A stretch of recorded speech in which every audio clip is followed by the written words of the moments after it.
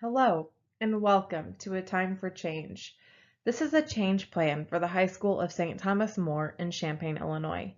My name is Adriana Notaboom, and I am participating in Lead 641 with Bethel University and Dr. Janine Parolini. To give you a brief background of why we've gotten to where we are, it's important to note that approximately 2 years ago, Jason Schrader became the principal of St. Thomas More. Along with Mr. Schrader's new leadership came some major changes to the structure of the school. One of these key structures is our house group system. Instead of being divided into 4 classes, the school is now divided into 4 families, named by a patron saint and led by teachers and students alike. Within the family, there are multiple house groups. This is a small group where students meet once a week, with teacher mentors observing and students leading. During these house groups, kids from all ages are together rather than being separated by classes. This has changed the structural dynamic of the school and created a system with fewer class divisions. Even though these changes do sound positive, they haven't been fully accepted. Students are expressing frustration over losing the privilege of senior lockers. Families are competing in order to win that privilege for their students next year. This now puts the seniors back in lockers that they previously had as freshmen. The senior lockers were a coveted position because they're larger lockers set apart from the rest of the school. This has also generated incorrect perceptions of where change is coming from. Students believe that one person is making the change, when in reality, it's a group working together. There is also positive change occurring within the students as well, as they are responsibly taking on leadership roles in the house. Teachers have easily accepted these changes, as with being a mentor, all you have to do is monitor students and make sure that activities in-house are appropriate. The difficult part for us has been accommodating schedule changes and having another bell schedule in our list of 5. As previously stated, communication needs to be better dispersed among the staff and the students. Following the golden circle of Sinek would aid in understanding of the why. We have our house groups because we believe in a family dynamic with our students with less division between classes in order to create a healthier community in the high school. That's our why. Our how is we meet in small groups every week and have family competitions regularly. What do? We spend time together outside of class. However, we didn't take that approach. We took the approach of what to how to why. And the why kind of got left to the side in some ways. So the students didn't understand why things were happening. Now they feel frustration over losing what they thought were their privileges, rightfully so, of the senior lockers. Receiving possible feedback from students before making changes could make the changes more valuable. Feedback, noted by Cousins and Posner, is one of the most effective tools of leadership. Feedback could be obtained through forming a coalition of students and teachers to head the task. I would be willing to take a group of roughly 6 students and 6 teachers to work together to try to figure out what we can do to improve the communication and figure out where to take the school from here. While education is a naturally political field, I'm very inclined towards building coalitions in order to exact change.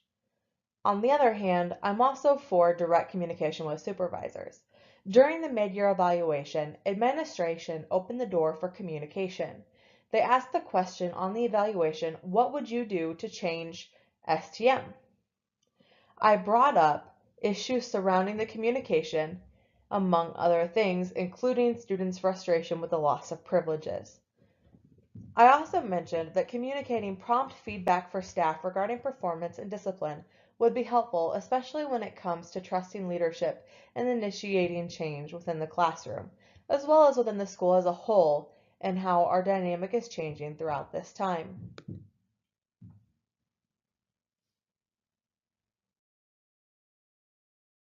Some potential results of communication changes would come about by increased trust in leadership. We would also see higher levels of implemented change and productivity in the classrooms. We would have a more frequent top-down communication and clarity, where teachers are aware of what's going on and even can disperse that outwardly to students. We would also have healthier channels for upward communication and for teachers to feel more like administration is approachable and ready to help.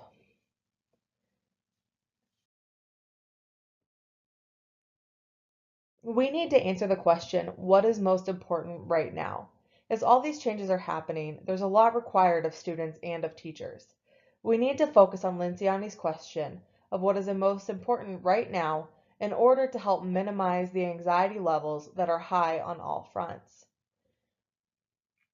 As part of the coalition, if we look at and examine diocesan regulations for Catholic schools as far as what's required religiously, what's required academically, etc., we could form a feedback survey that could possibly see what extra activities could be cut back, including early outs for athletics, field trips to feeder schools, ceremonies, and bell schedules.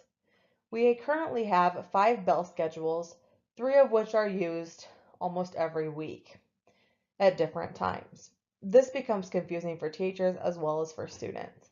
If we could find a way to help reduce that number of bell schedules by looking at what the diocese requires as well as what students feel overwhelmed by, we could potentially provide some direction for the school as a whole. The golden circle would also provide some direction here as well.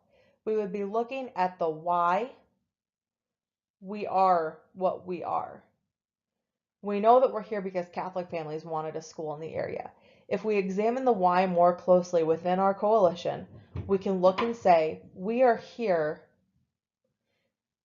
in order to provide an excellent education because we believe that in order to be good citizens in the world, you need a strong faith and a solid education. We would be able to say, we do this by providing rigorous academics and Catholic education through ceremonies, etc. What do we do this for? To have a better future. So bring you into it. Do you want to join it? At this point, that would be a successful tactic in order to help families come in so that we could reduce the number of trips to feeder schools and possibly only go once in the fall and once in the spring rather than roughly every month. This would keep kids from having to miss class and from taking time out of their schoolwork.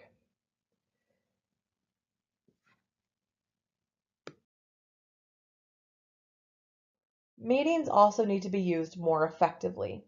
Tactical staff meetings are a crucial part of any organization. Lenciani states, the truth is there is no more valuable activity in an organization than the regular staff meeting of a leadership team.